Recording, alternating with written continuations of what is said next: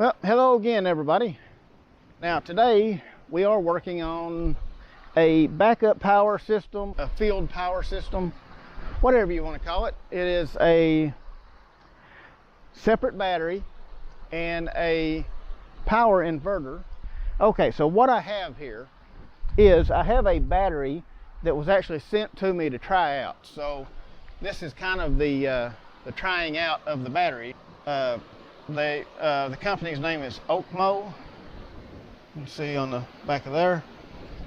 And it is a 100 amp hour lithium phosphate battery. Now this is just a Group 24 size battery, so it's close to the size of a car battery. It is lighter weight than a car battery.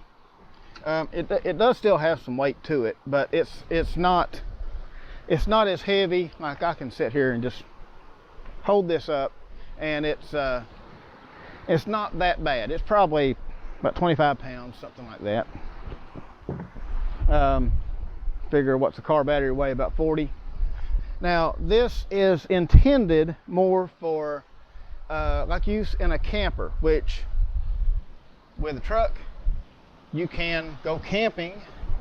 You can use the bed of the truck to camp in. You could pull a little camper with you and use the power system from the truck to run your camper. Just plug in your 110 volt. Or you can use the inverter to run power tools. You can run lights. You could even, in the case of a power outage, you could run your lights. If you need any type of medical equipment at night, you can use that to power your medical equipment. The thing is, we have to put this battery in there, and we are going to use the alternator to charge this battery. Now I'm going to show you. The alternator in this truck puts out, it says here you need 14.6 volts. That is about what the alternator in the truck puts out. With the alternator charging this, it's not going to go over the recommended charge for that. And even if it's a little low, it will still charge it up. Now, if it seems like it's completely wrong, then the only thing you have to do is, it's called a DC to DC converter. And now you can hook one of those up. It's an extra $100 or more depending on where you get it. But if you're worried about the specific charge rate, then you could get that. But now this alternator is not going to overcharge this battery, and it's not going to undercharge it. It will be fine. Okay, so first off, we need to figure out where we're going to put this battery. So I think we're going to put this battery under the hood. I'll show you where I have in mind to put it. Okay, so to make this work, here is our original battery, or our driving battery, let's say. It is mounted over on this side. Now, our alternator is right there, of course. And over here, now we used to have an air box here. I have put this, which is, it's supposed to be a cold air intake. It's not cold air intake if it's under the hood, so we're not really changing that much. Now I'm going to move this back in here somewhere. I'm going to try to redirect it and just kind of twist this around and move that out of the way, so we have room for a battery right here. So let's start working here and see what we can come up with. All right. So with a little bit of work and some plumbing, still, I guess I'll have to paint all that. May go ahead and put a couple extra screws just to make sure everything holds. But I got cold air intake right down there where it can get this nice hot air off of the radiator. So yeah, you know that's good. And the battery fits right in here. I have seen people put batteries in here. They usually redirect it, I think, back there. I think the air will be hotter back there. Now the battery can sit right here, and I've got to figure out where I'm going to put the inverter and how I'm going to hook up my lines. So let's see what all we've got here. Okay, so let me walk you through what all I have got going so far. Of course, a lot of this stuff still has to get strapped down, finished up. Actually, this is going to get changed out completely. This is a circuit breaker that I can connect and disconnect, but I am going to put my continuous duty solenoid right here. Well, I'll probably mount it over here so I can hide this wire better. This wire is just going straight back here to the alternator, the back of the alternator, tied onto that bolt. Comes up here through this circuit breaker. When this is closed like that, basically the truck's battery and this battery are both connected together. We'll unhook it right now. We really want that only hooked up when the truck's running. Okay, now we have this running down to the positive side of the battery, and from the negative side we have this going back here. If you can see, it's screwed to a bolt that holds the fender on down there, so that is grounded. Okay, so now this wire, this is a fuse that is going to the back. Now this is the smaller wire so that I can move this end around better for the battery and all that, so the battery doesn't have a big load on the terminal and all that. You don't want a lot of side load on your terminal. It's hard on them, so you don't want. This goes to a piece of 2/0 wire. The reason I use 2/0, I just had it, and there's not very much voltage drop at all going through that. I mean, there's going to be some, but it's not going to be too bad.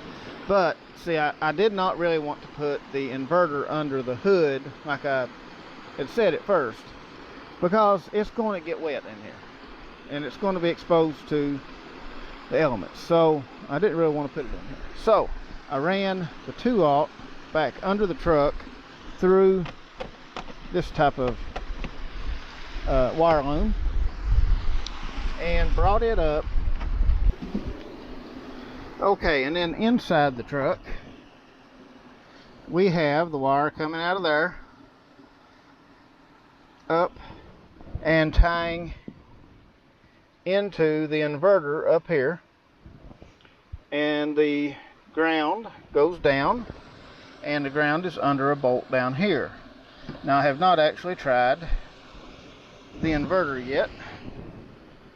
Turn that on. Okay, there we go. And it is showing, if y'all, I don't know if y'all can see, 13.1 volts. Okay, so I'm going to start the truck and turn that breaker on, and let's see what that goes up to, and see how our charging is going to do. When I rev it up a little, it will go up to 14.5, sometimes 14.6. That should be plenty to charge the battery up. Okay, so we have our inverter hooked up, ready to go, and we need to hook up all of our accessories as well. Okay, don't know if you can tell, but our days are a lot shorter. I had to wait half of the day today for it to quit raining. So now the sun is going down, so we'll continue this tomorrow. Okay, welcome to day 2 of this build, I guess, the next day. Okay, I have basically the 110 volt system done. Okay, as you can see, we have our inverter. Saw that last time. I took some of this same kind of material here, wrapped it around these wires, stuffed it through the hole so that it kind of gives it a little more insulation against chafing against the side of it. This one is a 110 volt line coming back out. That one is going to the bed of the truck. Plugs in right here. This one that plugs in here, and it's not even, there we go. This one that plugs in right here. Now this one comes up and goes in between the seats and right up to here. And I had the bright idea I was going to paint it. I'm going to have to take that clamp back off and actually paint it. Yeah. But anyway, yeah, I figured right there would be a pretty convenient spot. I'd thought about putting it up here, maybe take the ashtray out and put it there, or maybe just put it in the ashtray. But I don't know, it's easier to run that way, and it seems like it will work okay. But that has our inside plug. Okay, so in the back of the truck, I'm already putting it to work, charging my drill battery. As you can see, the little red light, so it is charging. So yeah, that's for these drills. So yeah, I'm going ahead and putting that to use. Now I also have out here, my vacuum cleaner. So I was going to try plugging this in and see how well it runs it. And then the actual inverter has a meter on it that will tell us how much we're running. Okay, so let's plug this in with one hand. All right, so now our shop vac should be live now. Let's see. Running.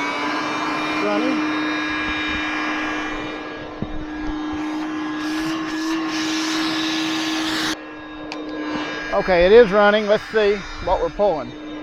And now you can see we are pulling, it's got it pulled down to 12.1 voltage drop is anyway, 900 watts.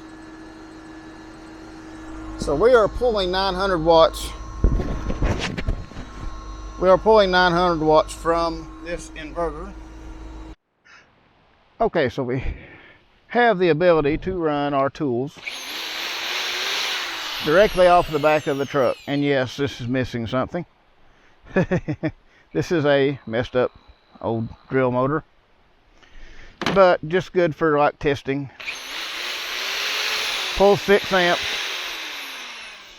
and if it's pulling 6 amps and it's powering up very quickly, yeah, there's plenty of power from that battery.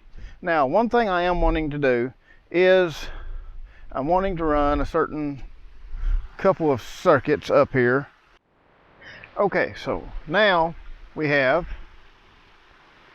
a fuse holder hooked in. It's on the other side of this fuse, but at least it's getting hot. And I've only got a 5 amp fuse in this for right now because I've only got the camera hooked into it, nothing else. So I do have 2 wires run in through this cord that's running across, and you can add 2 more. So there is that. That runs across and runs to the wire that goes up to the still need to zip tie that, put it in a loom and all that, but yeah, that runs up and goes up to the, runs all the way under the dash, runs up to this switch. From this switch, it runs back out to where the fuse box is over there, and that is where I have the wire hooked up for my camera. And this is my dash cam. Well, either side it doesn't show much. Tailgate's down, so in the back it shows a reflection of the vacuum cleaner on the ground, and on this side it shows the hood up. But anyway, it is recording, and it will run until I decide that I want to flip that switch. That turns it off. There is a button right there I can push just to black it out. It's still recording because you can see the counter. I don't know if y'all can see that or not, but I can black it out and then turn it back on, and you can see it was recording the whole time. So yeah, that just turns the screen off, but it still keeps on recording, and it records, like I said, front and back. So this is kind of like an extra security system that you have running all the time in your vehicle.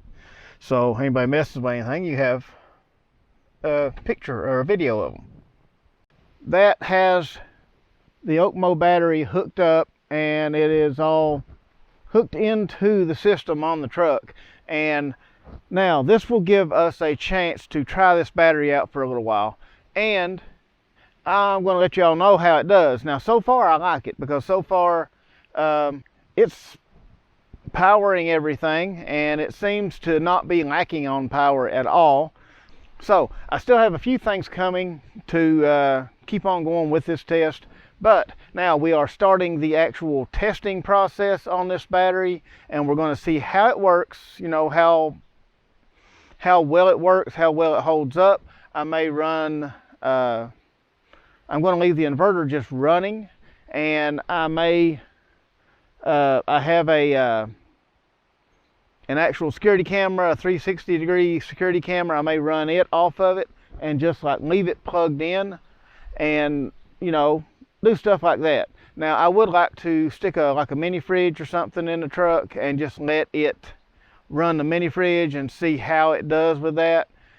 I'll have to let you know down the road, you know, how the quality holds up. But so far, it seems like a good quality battery. Now, I do have a few things that I'm going to do to help maintain this battery.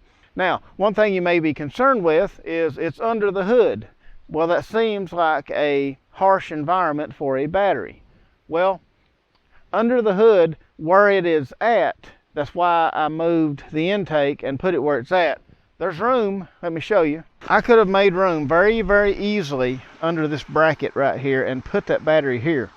The problem that I see though, and the same problem I've seen with running the intake back here, is this area fills up with hot air because you have your radiator blowing over your engine, you have your exhaust manifold right there. All this heat is just rolling up underneath this hood, and there are holes leading through, down through there, so you know air is coming up and it's going over top of all this. This is the coolest spot underneath the hood because you have air coming in. That's why the intake was here. You have air coming in through here, and it will be cooling the battery as I'm driving.